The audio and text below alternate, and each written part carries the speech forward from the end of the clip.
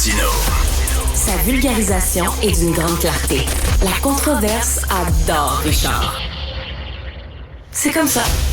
Bonjour la police. Alors, on va parler de l'année de la police. On a eu un nouveau chef à la police de Montréal. Tiens, on va faire le tour avec André Gélina, qu'on a reçu souvent à l'émission, avec tout le temps avec joie, ancien policier au SPVM, spécialisé dans le crime organisé. Salut André. Salut Richard. Alors, le nouveau chef du SPVM, Fadi Daguerre, il y a des gens qui disent « Oh là là, il va transformer le SPVM en scout ». Parce que c'est un gars qui croit beaucoup à la police communautaire et tout ça. Qu'est-ce que tu en penses là, après quelques mois à la direction du SPVM? Qu'est-ce que tu penses de la job de Fadi Daguerre? Je pense qu'il fait quand même un bon travail. Je veux dire, si on regarde là, l'ensemble du coefficient de difficulté du travail d'être chef de police à Montréal, c'est quand même une des jobs les plus difficiles là, que je puisse connaître. Là. C'est une job qui est 7 jours semaine, c'est pratiquement du 20 heures par jour. En fait, Fadi a dû composer avec des groupes de pression, avec une administration municipale qui, on le sait, n'est pas la plus grande fan de la police, due à sa base militante, des groupes aussi qui sont ultra militants, qui sont très vocaux. Je pense qu'il a fait une bonne job au sens où, oui, il a dû faire un petit peu de vente, c'est-à-dire d'expliquer certains dossiers, d'amener des composantes au niveau de son programme Immersion, qui, dans le fond, a pu faire peur à certaines personnes, mais je veux dire, on peut quand même pas être contre la vertu. Là. C'est très correct d'avoir des liens avec les organismes et de connaître les organismes. Si ça peut désengorger le système policier, de référer des gens, c'est pas mauvais. Aussi, d'un point de vue renseignement, c'est très bon d'avoir des contacts. L'autre défi qu'il y a eu, ça a été, de travailler sur la rétention du personnel, sur le désengagement policier. Et en même temps, il a réussi à régler une convention collective qui, quand même, est une bonne convention. On verra ce que la Sûreté du Québec va avoir. Et, évidemment, ça nous permettra d'avoir un élément de comparatif en termes de grosseur et de niveau de responsabilité de corps de police. Mais il en demeure pour moins que ça a été quand même tout un défi pour lui cette année. C'est-à-dire que tout ce que tu dis, c'est qu'on peut marcher puis manger de la gomme en même temps. C'est-à-dire qu'avoir une police qui est répressive, hein, parce que c'est ça un peu sa job aussi, mais en même temps d'avoir des contacts sur le terrain avec les organismes et tout ça, que tu peux faire les deux affaires. Oui, clairement, tu sais, parce qu'on a souvent tendance à penser, tu sais, prévention, police communautaire, là, c'est des épluchettes de blé d'Inde, puis donner des toutous, là. Mais en même temps, la prévention peut être répressive aussi, de cibler des individus. Regarde, si on voit cet été, là, il y a eu quand même moins de fusillades à Montréal. Il y a eu des exactions du crime organisé. Mais si on regarde sur l'aspect général, il est quand même trop tôt pour dire que le problème est réglé, mais on a pu voir qu'il y a une baisse qui s'est amorcée. Ben, c'est dû au fait que la police a décidé de faire de la prévention, mais répressive, c'est-à-dire qu'elle a ciblé des organisations, ils ont ciblé des individus à haut risque de potentiel de violence et de récidive, et ils ont fait des projets d'enquête sur ces gens-là, puis ils ont été capables de procéder à l'arrestation et de les mettre sous les barreaux. C'est le résultat direct de l'accalmie qu'on a connue. Ça a été fait à Longueuil, ça a été fait à Laval aussi, les villes en périphérie de Montréal. Écoute, j'ai l'impression des fois, puis corrige-moi, là, tu vas rigoler, mais que la police, c'est un peu comme le ministre de l'économie. OK, je m'explique. Quand l'économie va bien, c'est grâce à nous, c'est grâce au ministre de l'économie. Quand l'économie va mal, c'est pas nous, c'est ça. C'est vraiment le marché qui s'est comporté comme ça, puis tout ça. Bon, la police, quand le crime baisse, c'est grâce à nous, puis tout ça. Quand le crime augmente, c'est pas nous, on s'excuse. Est-ce que si le crime a baissé, s'il y a moins de fusillades, puis tout ça, est-ce que c'est vraiment grâce à la job de la police ou c'est parce que le milieu, soudainement, c'est moins chaud, c'est moins hot, ils ont décidé de moins se tirer dessus? Je pense pas que le milieu soit moins chaud, soit moins hot. Moi, je pense vraiment, puis bon, on pourrait me dire que je suis pas objectif totalement et ça prendrait des mécanismes de mesure précis pour savoir qui a raison. Mais en même temps, quand on regarde une chose, si on regarde l'attitude du gouvernement fédéral, le gouvernement fédéral n'a pas aidé la police. A mis le projet de loi C5 qui a aboli des peines minimales obligatoires pour des crimes ultra graves avec des armes à feu. Vient de passer le projet C21 qui n'aura aucun impact sur la sécurité publique parce que ça vise à peu près 2% des armes à feu qui sont problématiques. Il ne vise pas toutes les armes illégales, ça n'aura aucun impact. Et ce qu'on se rend compte, c'est qu'il y a eu quand même une diminution. Moi, je pense que c'est l'effet de la police. Et je pense pas non plus que ce soit de l'effet des groupes de prévention, des groupes communautaires, et je m'explique, et c'est pas pour diminuer leur importance.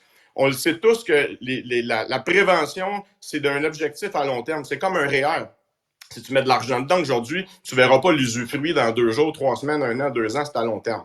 Donc, les groupes communautaires, il faut continuer à investir dans ces gens-là. Il faut encore une fois faire une sélection de ces groupes-là. Parce qu'il faut comprendre aussi qu'eux aussi, on doit être en mesure, de vérifier leur performance. Est-ce qu'il y a vraiment un lien avec le résultat? Puis aussi, est-ce qu'on en a pour notre argent? Écoute, à New York, dans les années 70, c'était vraiment coupe-gorge, là, c'était épouvantable. Le crime là, était un nombre record. Aujourd'hui, tu peux te promener à New York à 2 heures du matin. Dans certains quartiers, c'est assez sécuritaire. Ils ont réglé ça. Ils ont mis davantage de policiers dans la rue. C'est ça, c'est le nombre. Hein? C'est Giuliani. C'est difficile de croire que Giuliani a déjà été un bon maire de New York. Il est tellement un clown à cette heure aujourd'hui. C'est épouvantable. Il est tellement niaiseux. Mais quand il était là, maire de New York, lui, ben, il a mis énormément de policiers dans les rues.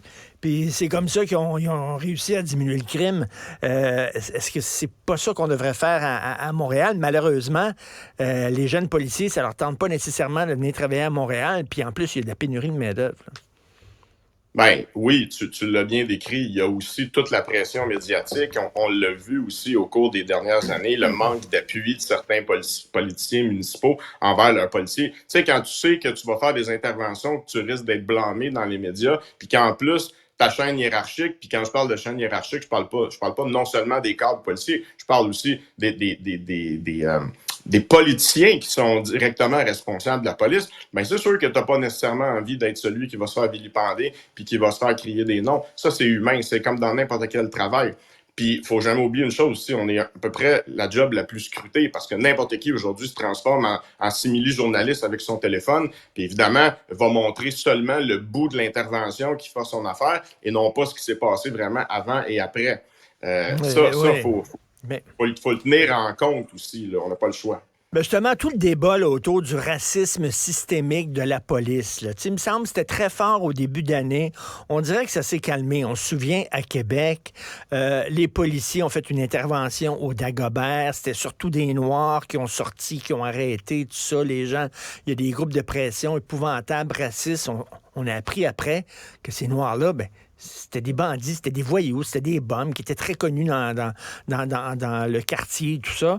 Et que si on les a arrêtés, c'est pas parce qu'ils étaient noirs, on les a arrêtés parce que Christy, c'était de la racaille, c'était des petits bandits. Monsieur et madame tout le monde, ils savent ça, tu sais. Ils ne crient pas au racisme dès qu'un noir est arrêté, là. Non, puis ça, c'est important de le comprendre, hein, parce que, évidemment, les gens qui ont le temps, la capacité d'occuper l'espace médiatique ou l'espace sur les réseaux sociaux, c'est souvent des gens qui sont ultra militants. C'est des gens qui ont une idéologie. Puis une idéologie, ça part d'une idée, d'une croyance, pas nécessairement d'un fait vérifiable, mesurable et quantifiable. Donc, c'est effectivement, il y a des gens qui, eux, leur objectif, c'est de faire en sorte qu'à toutes les fois qu'il y a une intervention, soit en matière en utilisation de la force ou d'une façon légale ou une arrestation, la minute que ça concerne une communauté X, Y ou Z, ben, il y a des gens qui veulent que ce soit un réflexe automatique de racisme systémique ou de profilage qui soit déclenché avant même qu'on puisse savoir ce qu'il en a été. Et le plus bel exemple, ça a été l'histoire Camara. L'histoire Camara, oui, ça a mal tourné, il y a eu une erreur. Mais l'enquête du juge Dion a démontré qu'effectivement, ça n'avait pas été motivé par le racisme systémique ou le profilage racial. Et ça, faut bien le comprendre. Tu sais, Muriel Châtelier, que tu connais bien, oui, a déjà dit à un moment donné, ben, il y a des gens qui prennent des exceptions qui sont réelles. On ne peut pas le nier, il y en a eu des cas.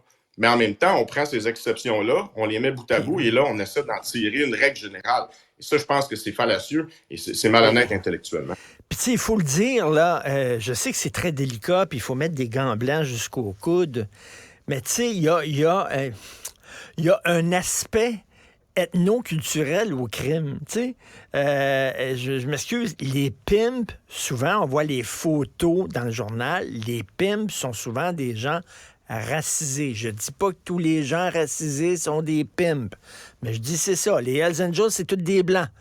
Il y a des crimes, il y a certains crimes qui sont faits, là, comme, je sais pas, le trafic de drogue, c'est peut-être des Blancs, ou c'est peut-être des Chinois. Puis, il y a ça aussi. Quand tu es sur le terrain comme policier, là, tu le sais qu'il y a des secteurs comme ça qui sont racialisés, là. Oui, mais écoute, c'est pas un secret, là. On va appeler les choses telles qu'elles le sont. On parle de mafia italienne. Bien, évidemment, on parle pas de gens de la Yougoslavie, là. Ben oui. Je veux dire, on parle de gens qui sont originaires de la communauté italienne. On parle de motards.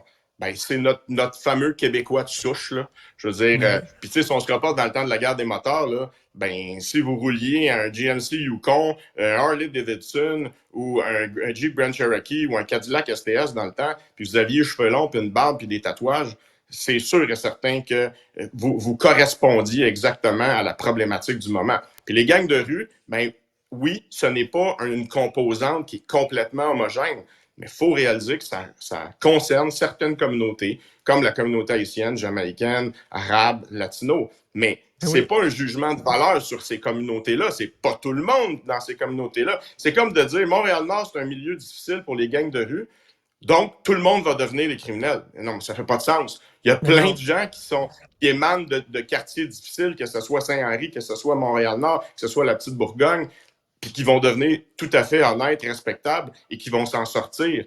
Mais en même temps, il faut juste réaliser qu'effectivement, culturellement, comme tu le dis, il y a des communautés qui ont plus d'attrait envers une criminalité ou une autre, et ça, c'est juste un fait. C'est pas un jugement de valeur. C'est un fait, c'est ça. Puis il faut pas non plus se le cacher puis pas le dire, là. C'est un fait, ça arrive. C'est une réalité, là. C'est comme ce qui a motivé le projet C5 d'abolir des peines minimales obligatoires. Ils sont partis de la prémisse qui est vraie, qu'il y a une surreprésentation de certaines communautés racisées ou marginalisées dans les pénitenciers. C'est vrai, c'est un fait. Mais au lieu d'essayer de donner un coup de baguette magique et de dire « Ah, on va faire disparaître le problème », ben non, on devrait plutôt dire « On va intervenir en amont » et se poser la question « Mais pourquoi ces gens-là sont surreprésentés? » Et là, il y a des interventions sociales qui pourraient être possibles.